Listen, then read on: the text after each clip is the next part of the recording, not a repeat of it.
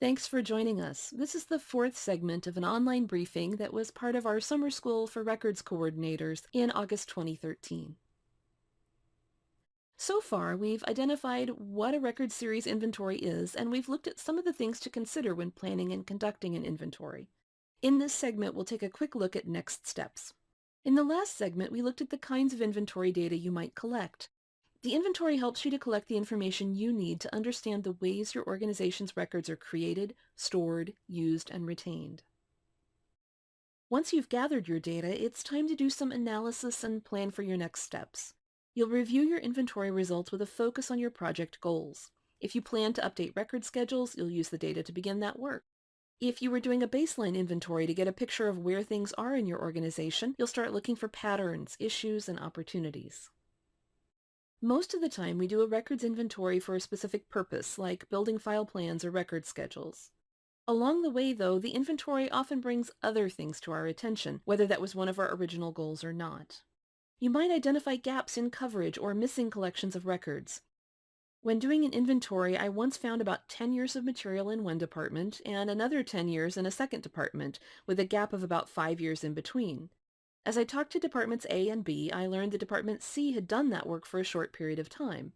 When I followed up with the third department, we were able to paint a much more complete picture of how the work and the records had changed over the years, and we were better able to plan for managing those records. As part of your inventory, you'll often find new types of records that don't have a record schedule, or records and business processes that have changed over time and need an update. You'll probably also find some groups of records that have been retained past their scheduled destruction dates, or records that should have been transferred to the archives by now.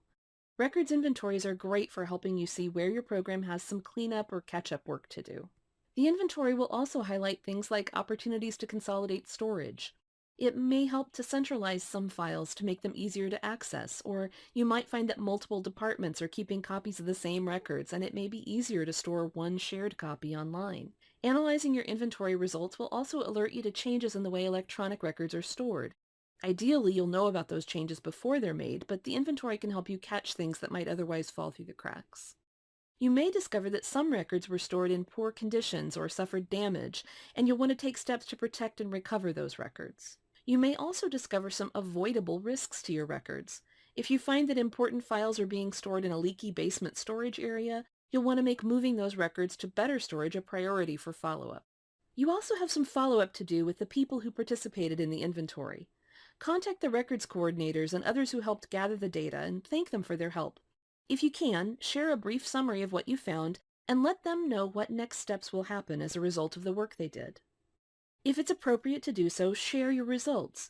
How much information did you find and where? What major trends do you see? A records manager for one company posted graphs and charts in the hallway showing the large amount of information they had and the wide number of places where it was stored. It really caught management's eye, and one senior leader remarked that he'd never seen a total picture of the organization's information before. You'll also want to update interested stakeholders and let them know what you found. Your Freedom of Information Act team, information technology staff, legal team, and others may have a real interest in and use for the information you collected in your inventory. The next steps you take will depend on the goals you set for your inventory and on what you find while doing the inventory.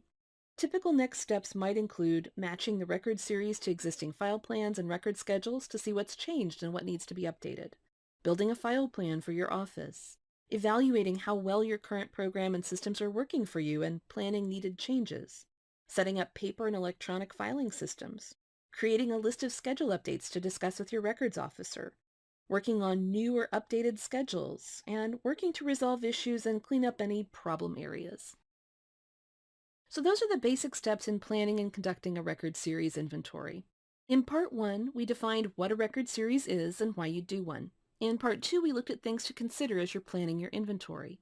Part 3 included examples of the data we might gather and tips for conducting the inventory. And in this part, we looked at next steps and follow-up. If you have questions or tips you'd like to share with me, feel free to contact me or talk with your organization's records officer or records manager. You'll also find more information about all kinds of records management topics on our website at archives.gov. You can reach me at robin.riat@nara.gov. If you'd like to be added to our email list to receive announcements of new online classes and future online briefings, please email us at workshop@nara.gov. riat.gov.